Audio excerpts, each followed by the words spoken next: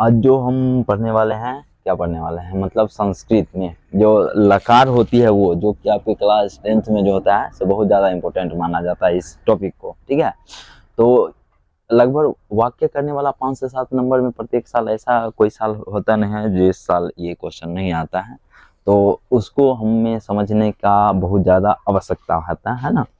तो इसी को हम क्या करेंगे कि आज समझेंगे, लकार को समझेंगे बेहतरीन तरीका से।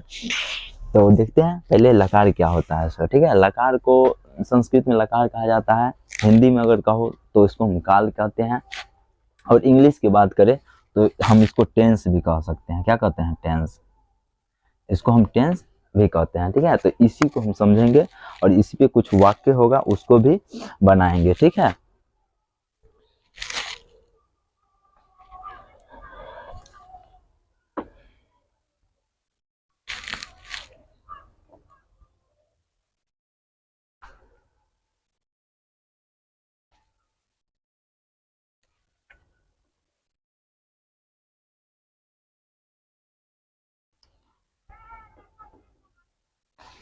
तो पहले होता क्या है लकार, उसको हम समझेंगे। ठीक है, तो किसी भी काम को पूरा करने में जो समय लगता है उसको हम क्या कहते हैं, तो हम का लकार कह सकते हैं। यानी कि कोई भी काम हो रहा है, जैसे पढ़ने का काम हो रहा है, जैसे पढ़ने में हमें 2 घंटा लग रहा है, 4 घंटा लग रहा है, या कोई भी काम है, ठीक है, सिंपल सी, उस काम को करने में जो हमें समय लगता है उसको हम क्या कहते हैं, तो लकार कहते हैं। समझ आ गया? अब इसको हम देखते हैं आगे। लकार के प्रकार, यानी लकार जो होता है उसके कितने प्रकार होते हैं या भेद हम कह सकते हैं। तो लकार के जो भेद होते हैं या प्रकार होते हैं वो 5 प्रकार के होते हैं। कौन कौन? तो पहला लट लकार। यहाँ पे लट लकार जो है थोड़ा सा अच्छा से लिख लीजिएगा। लट लकार ऐसे नहीं होता है, लट लट लकार होता है। ठीक है, यहाँ पे थोड़ा सा टाइपिंग में मिस्टेक हो गया तो सही कर लोगे। लट लकार, लट लकार यानी कि वर्तमान काल। लट लकार यानी कौन से काल? वर्तमान काल होता है, जिसको हम प्रेजेंट टेंस कहते हैं इंग्लिश में। ठीक है, अब देखते हैं दूसरा लंग लकार। तो लंग लकार को क्या कहा जाता है कि भूतकाल कहा जाता है। क्या कहा जाता है? भूतकाल, जिसको हम क्या कहते हैं, पास्ट टेंस कहते हैं। ठीक है, इंग्लिश भी आपका यहाँ पे से क्लियर हो जाएगा। और उसके बाद होता है लिरिट लकार। कौन सा लकार? लिरिट लकार। लिरिट लकार का एक मतलब होता है भविष्यत काल। कौन सा काल? भविष्यत काल। तो भविष्यत काल में जैसे, अब इसको हम अगर समझने का बात करें तो भविष्यत काल वैसी काल को कहते हैं जिसमें हम फ्यूचर यानी भविष्य की बात करते हैं। जैसे मैं कल पटना जाऊंगा, जा भी सकता हूँ नहीं भी जा सकता हूँ ना। मैं कल घूमने जाऊंगा या पढ़ूंगा, तो यानी फ्यूचर की बात है। कल वो आएंगे, तो वो सब क्या हो गया? भविष्य काल की बात होता है। ठीक है, जिसको हम फ्यूचर कहता है। ठीक है, वही हो गया भविष्यत काल। अब आते हैं अगला लोट लकार। यानी कि लोट लकार किसको कहते हैं? जिसको हम आज्ञा आज्ञा थार्क मतलब अज्ञार्थक काल कह सकते हैं हम। ठीक है, तो इसको हम क्या होता है, आज्ञा काल।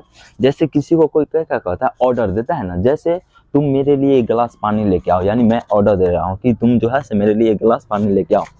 तुम अभी पढ़ोगे ही, यानी कि ऑर्डर है मेरा कि तुमको ये करना पड़ेगा, तुम्हारे लिए ये काम जो है से करना पड़ेगा। ठीक है, तो ये सब क्या हो गया कि आज्ञा काल में आता है। कौन से काल में? आज्ञा काल में। ठीक है, अगला हम देखते हैं विधिलिंग। विधिलिंग लकार। तो विधिलिंग लकार किसको कहते हैं? तो विधिलिंग कहने का मतलब होता है चाहिए। जैसे चाहिए काल हम सिंपल से कह सकते हैं, चाहिए काल। ठीक है, तो चाहिए काल में हम अगर बात करें तो चाहिए काल कैसा होता है, एक एग्जाम्पल से समझते हैं। जैसे तुम्हें पढ़ना चाहिए, तुम्हें पढ़ना चाहिए, तुम्हें सोना चाहिए, तुम्हें कड़ी मेहनत करना चाहिए। चाहिए, जिस वाक्य के अंत में चाहिए हम समझेंगे, अगर बात हो तो हमको क्या होगा, वो विधिलिंग में आएगा, चाहिए। ठीक है, समझ आ गया? ओके, अब आते हैं अगला। तो पहला हमारा है लट लकार। अब हम लकार पे आते हैं। लट लकार, तो लट लकार होता क्या, सही कर लोगे यहाँ पे भी थोड़ा सा। तो लट लकार में ये होता है कि वर्तमान समय में होने वाले काम को हम लट लकार में कहते हैं कि वर्तमान समय में जो काम हो रहा है तो उसको हम क्या कहते हैं, लट लकार। जैसे मैं तुम्हें पढ़ा रहा हूँ, मैं तुम्हें पढ़ा रहा हूँ, वर्तमान समय में पढ़ा रहा हूँ, तो वो कौन से काल में आ गया, लट लकार। जैसे तुम पढ़ रहे हो, तो ये भी कौन से लकार में आ जाएगा, तो लट लकार में ही आएगा। समझ आया? तुम सोच रहे हो, लट लकार में आ जाएगा, यानी कि वर्तमान समय में जो भी घटना होती है या जो भी बातें होती है उसको हम क्या कहते हैं, लट लकार में कहते हैं। क्लियर है? ओके। अब जैसे पहचानने का कुछ नियम होता है कि मतलब जो है से लट लकार आखिरकार हम पहचानेंगे कैसे, पूछोगे ना कि अगर कोई वाक्य है तो उसको पहचानने के लिए तो कुछ नियम होगा, तो वही हम नियम की बात करेंगे। ठीक है? तो पहचानने का नियम ये होता है कि जिस क्रिया के अंत में, जिस क्रिया के अंत में, जिस वाक्य के अंत में या क्रिया के अंत में, जिस क्रिया के अंत में ता है, क्या है, ता है, ते है, ती है, ती हूँ, ते हो इत्यादि लगा रहे तो हम उसको क्या कहते हैं कि वो वर्तमान काल यानी कि लट लकार में। जैसे जैसे अगर हम समझते हैं तो तुम पढ़ते हो, तुम पढ़ते हो, यहाँ पे ते हो ना, ते है, ती है, तू हो, कुछ भी रहे वैसे मतलब नहीं है, तुम पढ़ते हो, ते हो गया, तो हम क्या समझेंगे ये लट लकार में। जैसे तुम खाती हो, तुम खाती हो, तो अभी खा रहे हो, वर्तमान में खा रहे हो, ती है लगा हुआ, अंत में क्या है, ती है, तो हम समझेंगे क्या है, वो वर्तमान काल में। जैसे अब एक और ले लेते हैं, तुम जाते हो या तुम जाता है, तुम जाता, तुम जाता है, तुम जाता है ना, तुम जाता है, ता लगा हुआ है अंत में, तो हम क्या समझेंगे कि लट लकार में। क्लियर है? ओके। अब आते हैं हम आगे।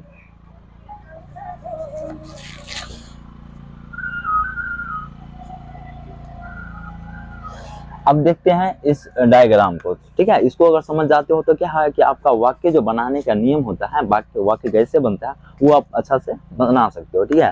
तो इसके लिए आप लोग क्या करोगे, इस तरीका से बना लोगे। हम आगे हैं तो इस स्क्रीन पर नेट है तो थोड़ा सा बड़ा सा है, इसको लिख लोगे। ठीक है? यहाँ पे एक वचन, द्विवचन, द्विवचन को थोड़ा सा सही कर लोगे। यहाँ पे द्विवचन ऐसे होना चाहिए, तो यहाँ पे थोड़ा सा सही कर लोगे। ठीक है? द्विवचन और बहुवचन, एक वचन, द्विवचन और बहुवचन लिख दोगे ऐसे। ठीक है? कि एक वचन यहाँ पे ऐसे घिस दोगे रेखा, और यहाँ पे प्रथम पुरुष, यहाँ पे पू लिख दिए हैं, समझना कि प्रथम पुरुष है, वहाँ पे मध्यम पुरुष और हो जाएगा अन्य पुरुष या उत्तम पुरुष भी हम कह सकते हैं। ठीक है? और यहाँ पे क्या हो जाएगा कि एक वचन, यहाँ पे द्विवचन और बहुवचन। ठीक है? अब आते हैं इसको समझने का बात। तो ठीक है, तो क्या होता है ये कि प्रथम पुरुष में, जैसे प्रथम पुरुष किसको कहते हैं, जैसे मैं तुम्हें पढ़ा रहा हूँ, तो मैं जो हूँ से इसमें क्या हूँ, प्रथम पुरुष हूँ। कौन से पुरुष हूँ, प्रथम पुरुष। तुम जो हो से क्या हो, मध्यम पुरुष हो। तुम कौन से पुरुष हो, मध्यम पुरुष हो। और जो सुन करके, जैसे मैं पढ़ा रहा हूँ तो प्रथम पुरुष, तुम सुन रहे हो तो क्या है कि मध्यम पुरुष हो गया। और उस बात को सुन करके जो काम करता है उसको हम कहते हैं अन्य पुरुष कहते हैं। कौन से पुरुष कहते हैं, तो अन्य पुरुष कहते हैं। तो प्रथम पुरुष को हम समझने का प्रयास करते हैं। तो प्रथम पुरुष में जैसे क्या हो रहा है, क्या यही मेन है, इसका स्ट्रक्चर अगर समझ जाते हो तो ये समझ वाक्य सारा बन जाएगा। जैसे वह का क्या होता है, संस्कृत में स होता है, वह का क्या होता है, स होता है, और स के साथ ती का प्रयोग किया जाता है। किसका, ती का। जब क्रिया के अंत में ती का प्रयोग करते हैं, हम एग्जाम्पल से चलेंगे आगे तो समझ में आ जाएगा। संस्कृत में क्या कहते हैं, वह को स कहा जाता है, और वे दोनों को तव कहा जाता है। वे दोनों को क्या कहते हैं, तव। और वे सबको क्या कहते हैं, वे सबको कहते हैं ते। वे सबको क्या कहते हैं, ते कहते हैं। और इस क्रिया के अंत जो बनेगा, सब वाक्य बनेगा, उसमें हम अंति का प्रयोग करेंगे लास्ट में। ठीक है? और तह का प्रयोग। तो इसको याद करना बहुत आसान है। और एक और यहाँ से याद कर सकते हो कैसे, कि ती तह अंति, ती तह अंति, ती तह अंति हो जाएगा। ठीक है? ये बात ध्यान रखना कि स के साथ वह का प्रयोग किया जाता है, और वे दोनों तव के साथ क्या है, वे दोनों के साथ तव का प्रयोग किया जाता है, और वे सब का साथ ते का प्रयोग किया जाता है। ठीक है? ओके। अब आते हैं हम दूसरा में। ठीक है? दूसरा है ये है मध्यम पुरुष। हम बोले थे मध्यम पुरुष का बात, जैसे तुम्हारा की बात हो रहा है, तुम जैसे हो गया, तो तुम क्या हो गया, मध्यम पुरुष में आते हो। तो वही है मध्यम पुरुष में,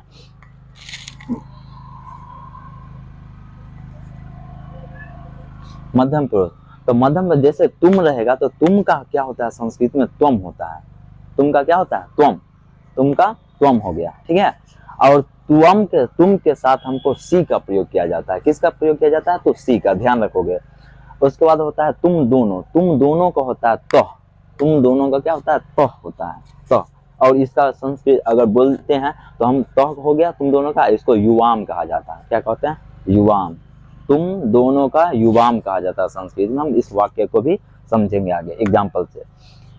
उसके बाद है यूजम। क्या है यूजम? जैसे तुम सब, जब बोलते हैं तुम सब पढ़ोगे, तुम सब खेलोगे, तुम सब जाओगे, तो उसके लिए हम किसका प्रयोग करते हैं? यूजम का। किसका करते हैं? यूजम। जिसको हम अगर बात करें तो तह कहा जाता है। जैसे सी थ थ थ, इसके अंत में जैसे वाक्य बनेगा तो उसके अंत में थ का प्रयोग किया जाएगा। किसका? थ का। ओके। उसके बाद हम अगर बात करें तीसरा, तो हो जाएगा हमारा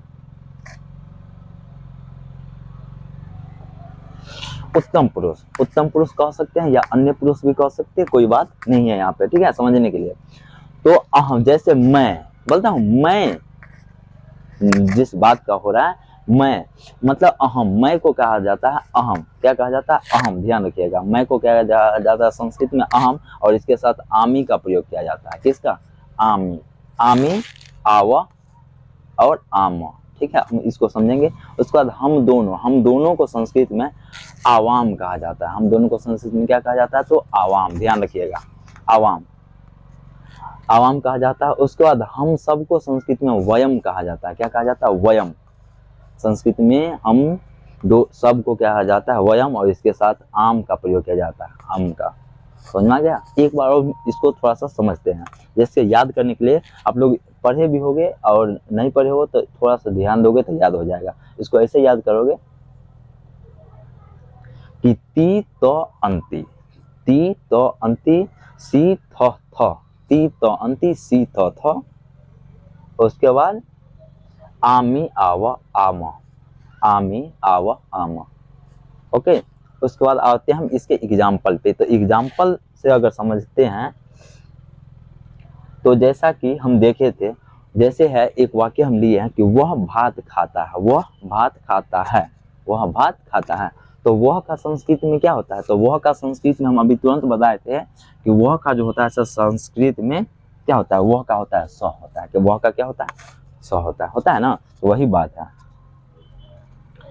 तो वह का हो गया हमारा पे, हमारा वह का हो गया स हो गया। क्या हो गया? स हो गया। और भात का होता है ओदम, ओदनम। ओदनम मतलब होता है भात। तो स ओदनम। और खाता है ना तो खाद होता है। क्या होता है? खाना का, खाना क्या होता है? खाद होता है। और वह के साथ किसका प्रयोग किया गया था? तो ती का। किसका? ती का। ती तो अंति था ना, वही है खाद ती। समझ आ गया? वह भात खाता है, तो वह का हो गया स। और क्या हो गया? भात का ओदनम, और खाद, खाता है खाद, लास्ट में लग गया ती। तो वह क्या हो गया कि सह ओदनम खादती, सह ओदनम खादती, मतलब वह भात खाता है। ओके। अब आते हैं दूसरा पे। समझ में आ गया होगा लगता है हमको। अब दूसरा आते हैं, तुम सच बोलते हो, तुम सच बोलते हो। तो तुम का होता है त्वम। तुम का क्या होता है? त्वम होता है, हम बताए थे। तुम का होता है त्वम। और सच का होता है सत्यम। सच का संस्कृत में बोला जाता है सत्यम बोला जाता है। और क्या है? अब और क्या होता है? बोलते हो, बोलते को होता है वद। वद का मतलब होता है बोलना। क्या होता है? वद का मतलब बोलना। और उसके लास्ट में तुम वाला में क्या लगा था? सी लगा था। क्या लगा था? सी। यहाँ पे आप देख सकते हो, पीछे आते हैं तो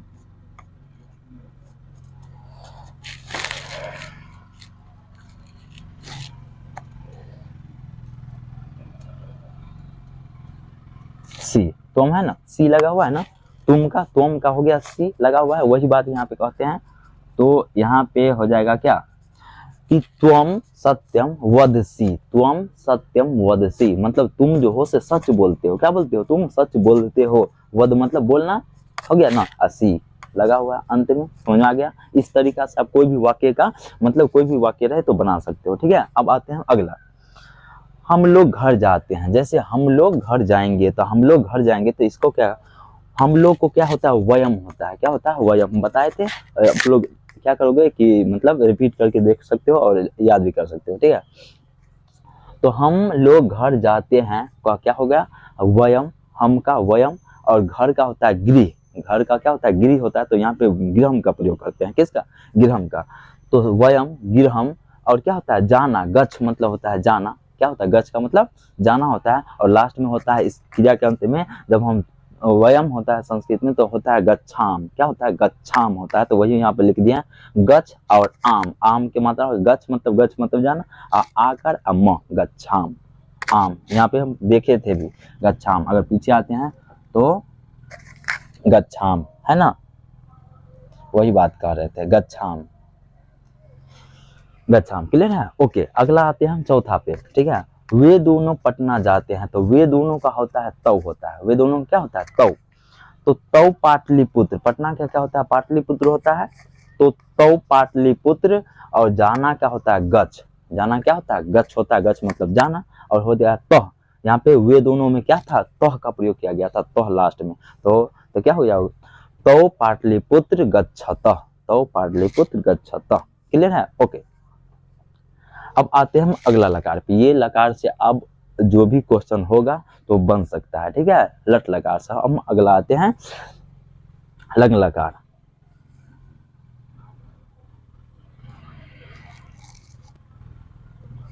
तो लंग लकार आप किसको कहते हैं उसको हम समझते हैं।